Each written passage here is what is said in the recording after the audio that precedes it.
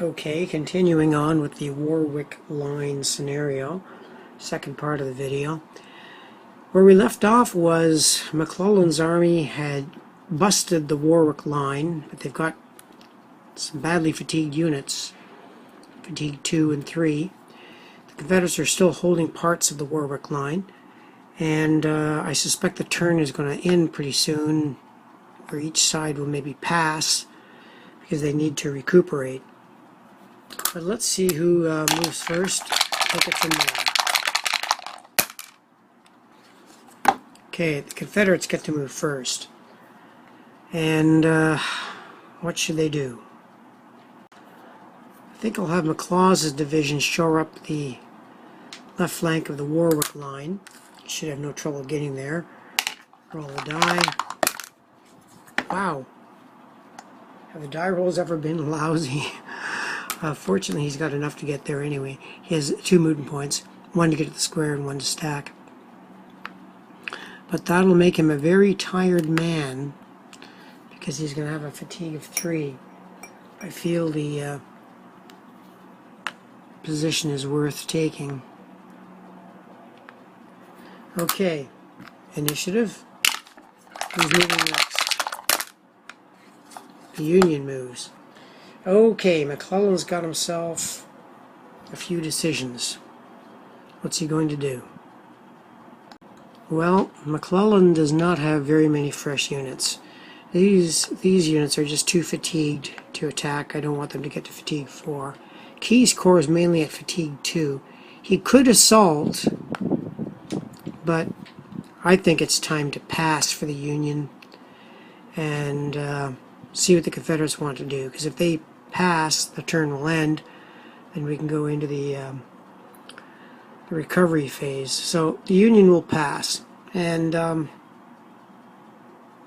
think the Confederates at best will move 1 more unit. I think they'll move Rhodes.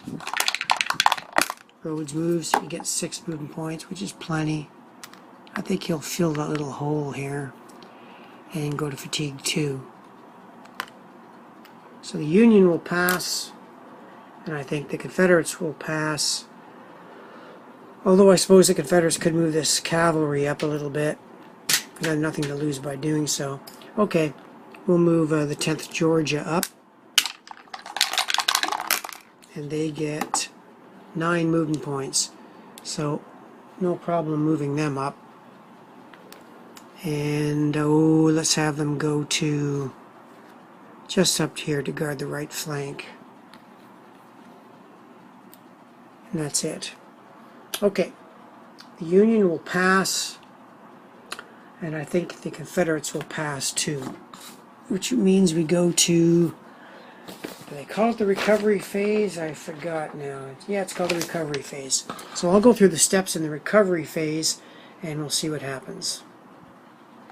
Okay, the recovery phase has a series of set actions that must be done in order. So I'll go in order, performing each step, telling you what I'm going to do, and that's the way we'll go through it. Okay, if units were at 0 fatigue, they could have built bridges, repaired bridges, and trenched. None of that is really applicable here. Magruder is quite happy where he is. The next level will be if you're at fatigue level 0 or 1 and you're disorganized, you can flip to your organized side. So I'll check which units qualify for that and flip them. Okay, in that phase only 1 brigade qualified, Rains Brigade in this stack, returned to organized status. And I see I made a mistake with the 3rd Virginia.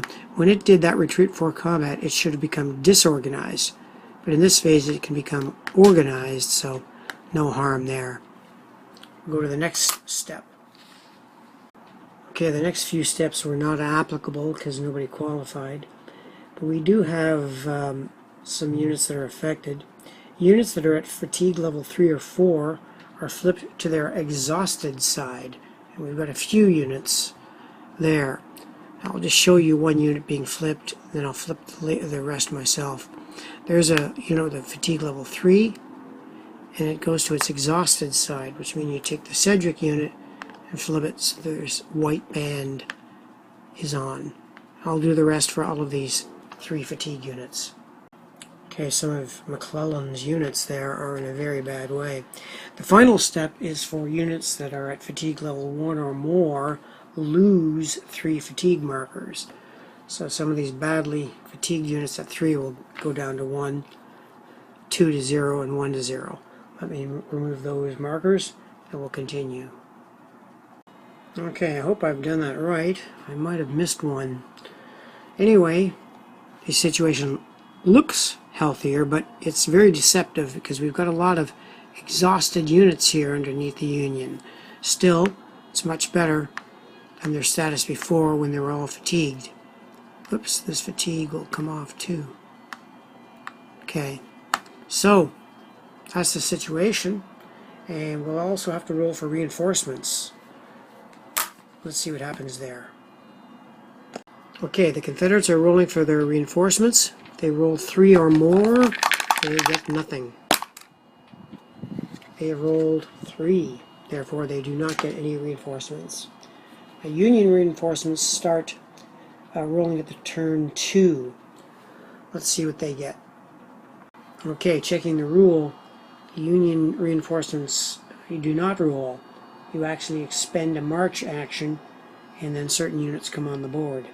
So we'll see which player moves first and take it from there.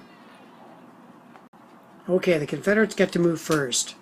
I'm not sure what they can do because they're not in a bad way. I'd feel better if they filled up this hole here though. And they are on the defense. Sedgwick though is an 11. Still disorganized. Don't know. Might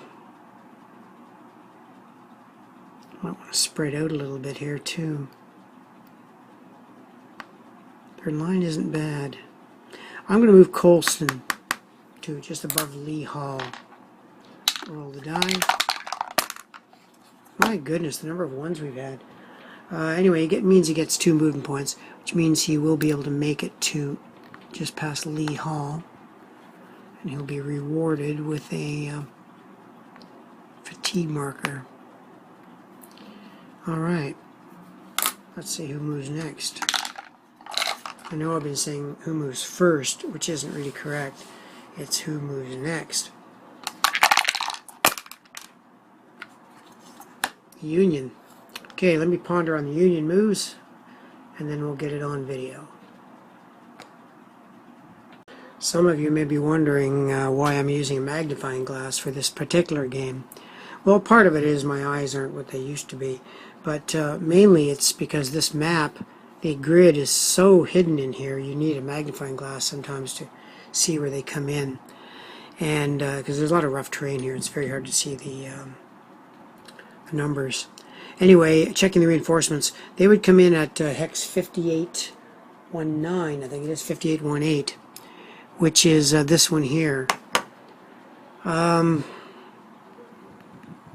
Could bring some new men in, but I don't know. Sykes' division's an 8, artillery reserve. I think McClellan would like to strike Rhodes up there.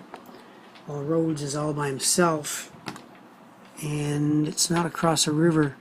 It's at the toll house. I think McClellan is going to activate Heintzelman to get Porter moving, even though Porter is exhausted. So, we'll activate Heintzelman. Let's see what he gets for moving points. A 1. Holy cow. I cannot believe the number of 1s I've rolled in this game. Anyway, that means the Union gets 2 movement points, which means Porter. I don't think I'll... Yeah, maybe I'll take Heintzelman with him. He'll move just to here. And since he has 0 movement points left, he could do what they call a column of march attack, but that's like -3 to the dice. I don't feel like doing that. So we'll have him ride a fatigue marker, and we'll see who moves next. The Confederates are moving, of course. Now they'll be able to beef up roads, which they'll probably do. I think Magruder then leave the siege guns back here at Yorktown, and he'll activate Ward to move on to roads. Just about anything will get him there. 3, yeah, he's there. So you put Ward on top of roads, reinforcing the Warwick Line. Gets to ride a fatigue marker. Okay, getting down to the nitty gritty again. See who moves. It's the Confederates again. Well,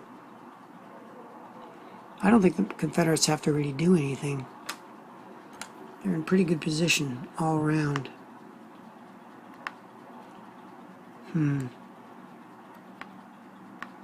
Yeah, I'm content with that. I'll pass as the Confederate. So the Union will go then. And what will they do? I think McClellan will move up Hamilton. So you activate Heintzelman. Roll a die. Are we all prepared for a 1? Nope, we get a 6, which is 7 movement points, which is tons of movement points when I don't need them. Okay. Porter's Corps will go to fatigue 2. Porter's division, I should say. And Heintzelman on top. That's the Union turn. Union is getting mighty concentrated again. Let's see who moves first. Or next. Union again. Alright, well, Heintzelman could launch an assault.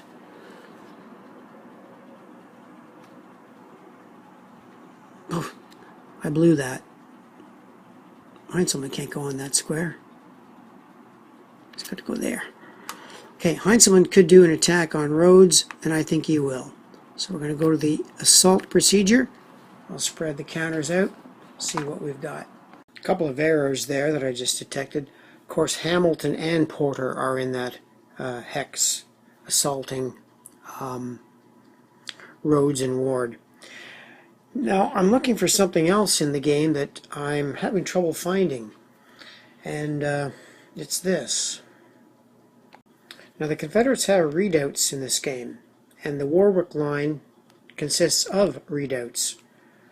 The odd thing is, I can't find redoubts anywhere in the combat tables.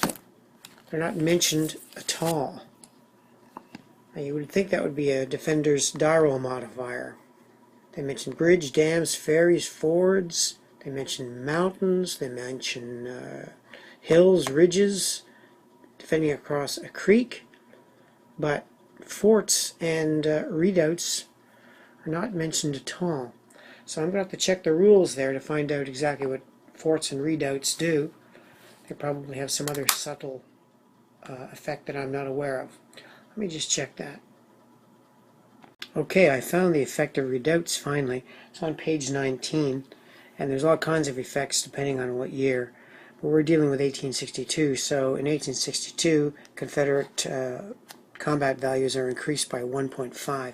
So I should have given the Confederates higher defense values in those early attacks. So that's the thing about plays-throughs. I'm still learning. Now, somebody online has contacted me and pointed out that I made an error when I retreated the 3rd Virginia Cavalry. That's because I'm going explicitly by the version 1.3 rules, which there's a modifier for the cavalry retreat where you add 2 to the dice. But as the fellow pointed out, in the On to Richmond exclusive game, which is what I'm playing, they do not get that modifier. And rolling 1, the unit is destroyed. So I'll take it off the board, it's destroyed, and we'll give the Union 1 more point for that. Alright, so let's get back to this attack with the new values. Is that a redoubt hex? Pretty sure it is. No, it's not. It's kind of rough terrain. Okay, so I'll work out the modifiers of this attack and we'll see how it goes. Okay, the Union have a whopping 8-to-1 attack there, and Won't be too good for the Confederates. The artillery cancels out. Nothing happens there because they're in rough terrain. We've got Heinzelman versus the best that they have, which is 2. So the Union are going to be adding 7 to the dice. So this should be pretty awful for the Confederate player. Well, first of all, we must, well, you have to roll the die.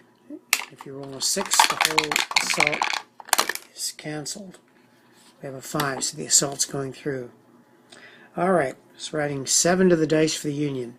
We have to increase the fatigue there of Hamilton, increase the fatigue of Porter, and now we're going to roll the assault with the Union adding 7 to the dice.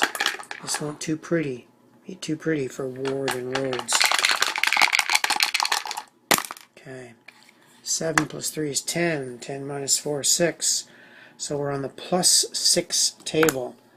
This is going to be ugly. So the Union force was 39, way up here. Oh, they take some losses.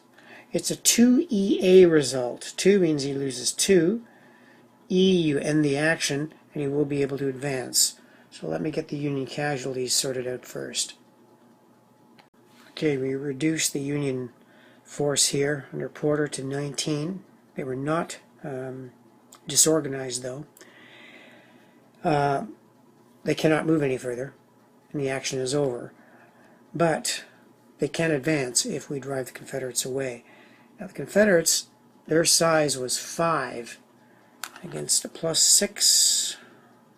They get a pretty ugly result. 2 DR, which is very bad. They're disrupted and routed. Let me fix them up. Okay, that's a pretty ugly result for the Confederates. They have to route 4 to 6 hexes. So I'll fix up the situation here on the board and we'll see what it looks like. Okay, that's the situation after the battle. The Confederates routed all the way back to the halfway house here. They've got a demoralized 1 marker on them, and McClellan's forces advanced into the square, and they're now adjacent to Yorktown. So it's not looking very well for the Confederates right now, although in points they're actually still equal. So let's roll for initiative and see who's moving next. Now, someone else pointed out to me that I'm doing the initiative wrong.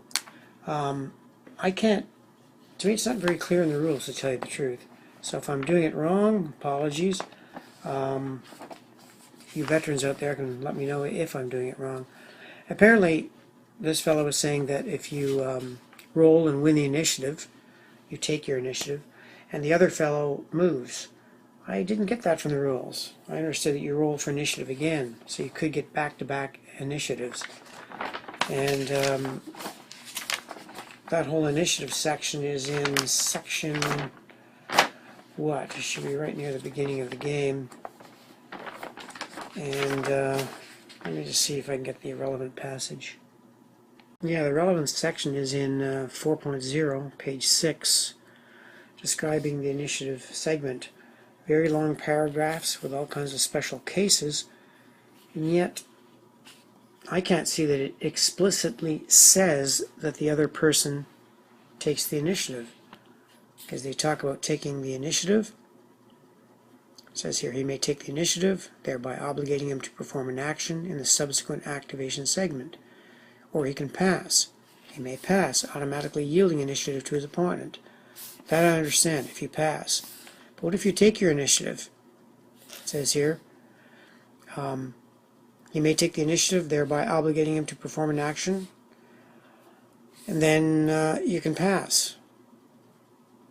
A player who lost the initiative roll, but who has initiative yielded to him by a pass, must choose one of the following. But in most of the examples I did, the person did not yield. He just won the initiative. So if someone can clarify that for me and quote the relevant passage, I'd be grateful. Anyway, I'll continue as I have been doing. We'll roll for initiative. See who's moving next. And it's the Confederates. And the Confederates are going to have to really clean up their mess here because they're in a really bad way. Okay, looking at the situation here, I think the Confederates are in a really, really bad way. I think historically they'd almost have to give up the ghost and retreat. I know if they want to get their army out intact, they probably will have to pull back. Anyway, at Yorktown they have Magruder and the siege guns alone, which is a 2. Now McClellan with the huge forces beside them, albeit fatigued, but it's still a very large force. Is it really worth it to pull out here and try to defend Yorktown, or just pull this part of the army out? I'll take a look at the situation and see what we can do. But at this point, I think the Union is certainly going to win the game by points. Let's see what the Confederates can do. Okay, well I think I'll activate Magruder here, and he'll be able to activate any units under his command within 3. So that'll be up to down here. I think he's going to have to abandon the northern section of the Warwick Line and do a general retreat. I just don't see him staying here in Yorktown and getting gobbled up by McClellan's forces. Now, yes, you will get the redoubt, which means you're going to have 1.5 strength, but when you're a 2, that certainly isn't very much. So I think we're going to do a general pullback. So, Magruder being a corps commander, Confederate, they'll roll the die, and they're allowed to add 2. Let's see how many movement points Magruder gets. He generates 6 movement points, which should be enough to do this retreat. I'll pick up the video after I've moved all of the Confederate units. I'm trying to find if there's any special rules for the moving of siege guns. One would think there is, but I've just keyed in the word siege in the PDF of the rules, and there's nothing. Let me take a look at the index. Hopefully it'll be in there. Well, as usual with things I want to find in rules, I do not see the word siege used. So let me fish around a bit more. If not, I'll have to assume that siege guns move like everybody else. Well, I don't see it anywhere, so I'm going to assume that the siege guns get the same movement as everybody else. So we'll pull Magruder out and the siege guns, and they will get 1 fatigue. The Confederates got 6 movement points. So let's get these siege guns right out of here. 1, 2, 3, 4. Probably have to pay for stacking. Well, that's pretty small. 5, 6. Yep, they can make it there. Okay. And I'll move these other fellows, then we'll pick it up on video. Okay, I decided on a partial retreat. I had these 2 brigades fall back here to just west of the Yorktown. They're still in redoubts, which is nice. And these guys are going to stay there and contest every inch of ground. If McClellan's going to advance, he's going to have to pay for it. Okay, rolling initiative. The Union are moving first. Let's see what McClellan can do. Okay, I think the best move for McClellan, Heintzelman, would be to walk into Yorktown. Now when you move from one zone of control to another zone of control, you can only go 1 square. No problem here. So we'll activate Heintzelman and see how many movement points he gets. He gets 6, so it's just plenty. Doesn't matter because when you move adjacent, like I mentioned, you burn up all your movement points. So Hamilton's division will go in there and take a fatigue 3. So if the Union holds that at the end of the game, they'll get, I believe, 8 points. Now, someone commented on part 1 that one of the reasons he disliked the game was all these fatigue markers. That's one of the things I dislike about the game too. It's just a necessary evil to get the kind of complication and great simulation, you have to bear with a lot of information markers. Now for the rest of the video, I'm going to try something different. I've done this before and it just makes the game cosmetically look better. What I'll do is I'll put the fatigue markers underneath the units, and perhaps cosmetically that'll make the game look a bit better. So anyway, we'll try that and see what happens. So that's McClellan's move. Also, I see that there's some controversy about the initiatives. At first I thought I was doing them wrong, but after reading the original rules, apparently I'm still doing the initiative right. Just waiting on a definitive answer from the designers on that. Anyway, we'll roll for initiative again. See what happens. Looks like the Rebs are going to be able to move. So, what should they do? Well, McLaws is not in a very enviable situation. How big is he? Pryor. Ooh, these are little guys. Not good at all. Not good at all. Well, I don't know. This video may not go on as long as I figured, because the Confederates are in a real bad way. I feel that they have to retreat there. Now granted, I don't think Hamilton will be doing too much, nor Porter. They're at fatigue level 3. But they might want to get one last attack in against this small stack, so I don't know if McClaw should stick around. I sure hate for him to give up those redoubts, though. Well, I said that the Confederates should be fighting for every inch of ground, and maybe that's what they should do. But the 10th Georgia isn't in a very good position, so I'm going to get him out of there. He can't really cross this river here, so he's going to have to join Cobb. Let's roll to see how many movement points he gets. He gets 7 movement points, which is plenty to move adjacent. Like I said, you lose all your movement points when you go adjacent. So let's move the 10th Georgia onto Cobb. Roll for initiative again. And it's the Union that's moving first. Let me just think what the Union can do. Okay, I'm going to try an assault with Keyes' 4th Corps right across the river here. Now this time I'm going to add the combat factors that I should have in the earlier portion of the video with the redoubt. So I'll take the counters aside, we'll look at the modifiers, the odds, and see what Keyes can do in this assault crossing at Lee's Mill. Okay, Keyes has a basic 2-to-1 attack across the river, which normally adds 1 to the die. He's doing an assault, so he'll actually be adding 2. Now he has to roll to see if the assault goes through. If you roll a 6, the whole shebang is cancelled. He rolls a 2, so it's going through. Okay, the artillery superiority I don't think will matter. Because we're in rough redoubt terrain. He's bringing 8 guns to the field. The other guy's bringing 1. That's 8-to-1. Maybe it will make a difference. Clear, no. Rolling, no. Rough, it will make a difference, possibly. Alright, you have to roll a die, because it's got an asterisk result here. See what happens.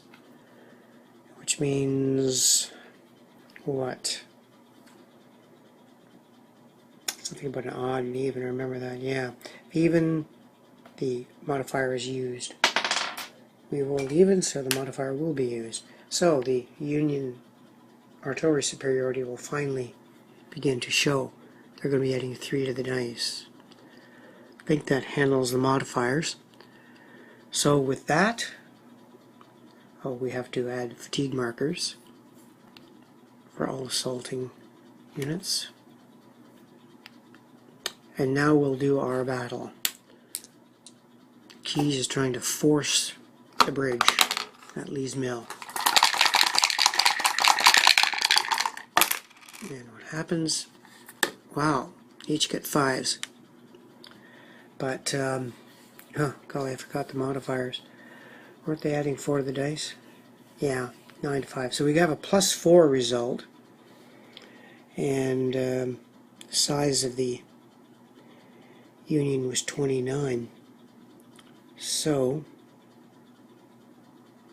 that's going to result in a 2FA result. 2FA, which means they're going to lose 2. They're fatigued, and they will be able to advance. Let me set up those markers first before we look at the Confederates. Okay, there's after the results, although they have to increase their fatigue again, and it also mentions that they cannot move any further. So, the Confederates were, temporarily at 13. That's another one question I'm not exactly sure. Do we take the increased results when we look at the table or not? I'll assume we do. I'll have to, well, that's important enough. I think I'll check up on that rule.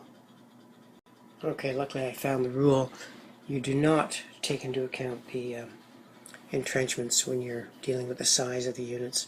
So we look at the Confederate units as if they are a 9, which means they get a 1 DR result. That's going to be bad enough. I'll change those markers and we'll return to the video. Okay, the Union got a clear-cut victory in that battle. Points-wise, just for casualties, they're about equal. The Union has scored 5 points, the Confederates 6. But the Confederates are in a very bad way. Those 2 units got fatigues 4, they're disorganized, and they rout. Let me do that and we'll pick up the video. Okay, I must admit the game looks a lot more pleasing to the eye when you put the fatigue markers underneath the units. There are other ways of doing the showing the fatigue, by the way, which I may show in the video just as an experiment to see what it looks like. Anyway, this is a fairly good way of showing them. But the Confederate units have to rout, which I remember is 4 to 6 X's, and they'll get a DM result placed on them. So let's get them out of the way first. 1, 2, 3, 4. So the Confederates are in a very bad way. The Union are allowed to advance.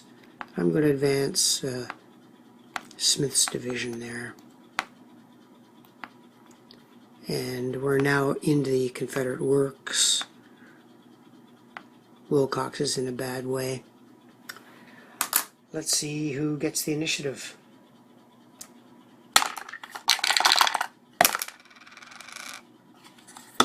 And the Union gets the initiative.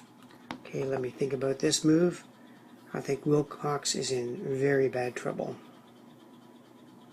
Okay, now veteran players might know of the optimal way of attacking Wilcox and Rains' brigade here. I'm inexperienced with this kind of complex combat. I'm going to try to get this, should be a flank attack. I don't think I want to try to do a grand assault or anything that fancy. I think we'll have Smith's division, which is an 18, strike Wilcox and Rains. I think that's about the best they can do. Plus they're going to get some nice modifiers for Wilcox being flanked, even though he's in a redoubt. So we'll activate Keys, because that's the more efficient way to activate Smith. So we'll 1 die. It actually won't make any difference, will it? No, because I'm assaulting with Smith. So I'll take out the units here and we'll look at the odds. Okay, we've got base modifiers of 1 to 1. It's 18 to really a 15 because of the redoubts. The Union are bringing 4 guns. The Confederates have 1. So that's a +3. But in the train they're in will make no difference. So the artillery won't affect the battle. Keys over Wilcox will add 1. I always use the dice to indicate the modifiers. And since you're making an assault, you get to add 1. So the Union have a built-in modifier of 2. Now I've got to work out the flanks here.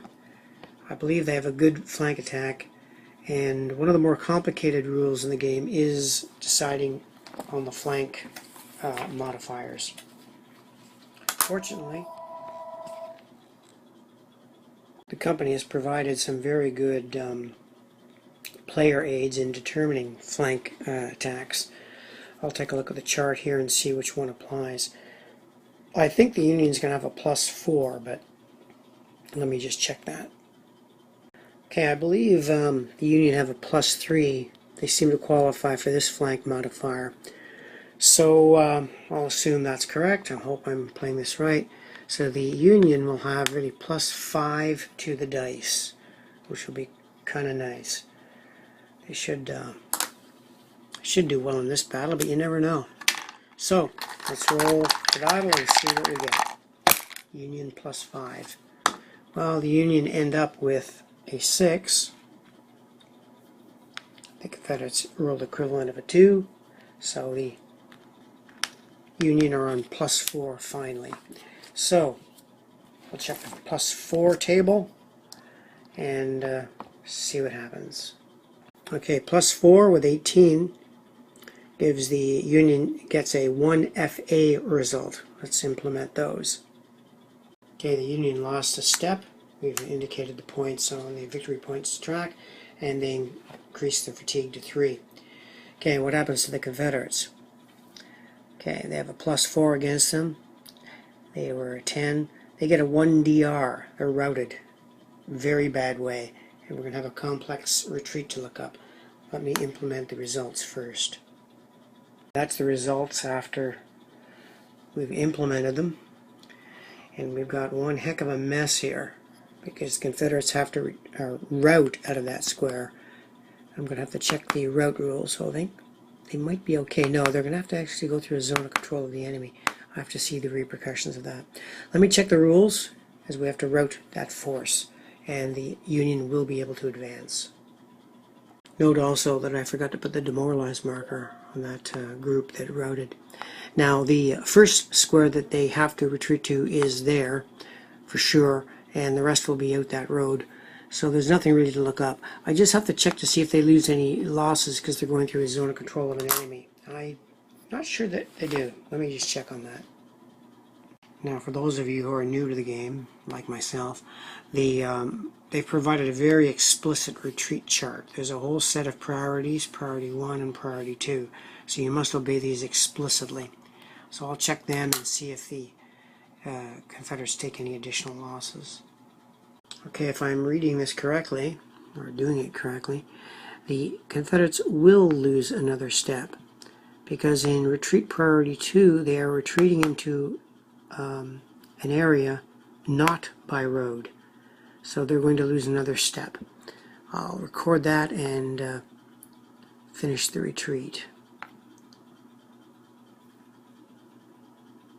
Okay, they had to go back 4 squares at least, so they went to 1, 2, 3, 4 behind the other demoralized force.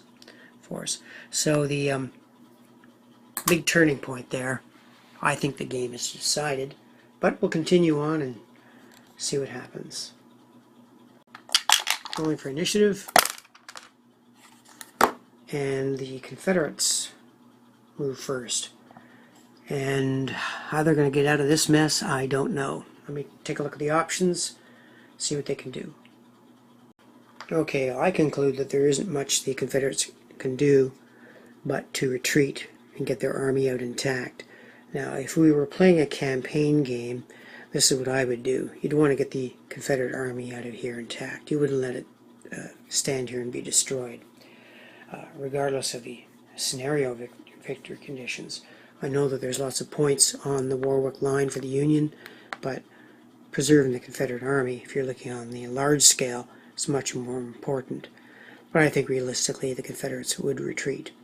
So I'm going to do an evaluation of the potential Union points and make a decision on the game from there. Let me just work out on paper what the Union would hold in points if they advanced and took the rest of the Warwick Line, which I'm almost positive they can do. I think the only other big square they have to get is this one at the halfway house. I won't say that the Union Army can get that, but let me do a point projection of what the Union would get for capturing the Warwick Line. We'll make a decision on the video then. Okay, summarizing the points and what I think the Union can potentially get in this scenario. They're virtually going to get all of the Warwick Line points, which is about 10. They will get Yorktown. I'm assuming they'll be able to take Mulberry Point down here. So I worked it out that subtracting their losses, the Confederates have 7 points and the Union have 6. The Union is easily going to be in their 15 or more range, which is a Union decisive victory. And I mean, fair enough. That I would say that's pretty accurate. If McClellan had taken the Warwick Line, captured Yorktown, it certainly would be a decisive victory. So let's do a summation of the scenario, how I played, what I think of the system. Okay, and summing up my play, how did I play it? Well, I did make some errors. We made an error with that cavalry unit, rolling a 1 and being destroyed. That was bad luck for the Confederates. In play, I was not clear about the initiative rules at one point, but in the end I think I did them correctly. I think I played overall pretty good. Might have missed some of the modifiers. That's always the tricky part. Now what about strategy? What did I do good? What did I do bad with the Confederates? It's hard to evaluate your own strategy when you're playing both sides. I think the Confederates did as well as they could be expected. They're really dealing with a large Union force that's moving at the division level. They've got scattered brigades. So I think they did as well as could be expected. I think we now know if McClellan had showed a lot more initiative, Yorktown and the Warwick Line could have fallen a lot earlier than it did. But then in McClellan's defense, we must remember that he had the rain to contend with, which in the game, the advanced game, the rain rules really affect the game, which makes this a very good simulation. Overall, what do I think of the great campaigns of the Civil War? I think it is a great system, a very good system. What do I think about this scenario? Well, this scenario probably was not the best to show off the system because it's in a very, very contained area. It's a small scenario. So those of you who are seeing the game for the first time might get a false impression. I think the game plays much better with a larger playing area and more units. That's where the game really shines, at the campaign level when you're playing. So I'll conclude the video. I would like to do other videos at some future time.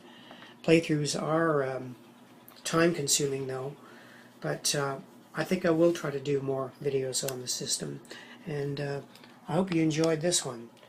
So that's the conclusion of the Warwick Line in the On to Richmond game from the great campaigns of the Civil War.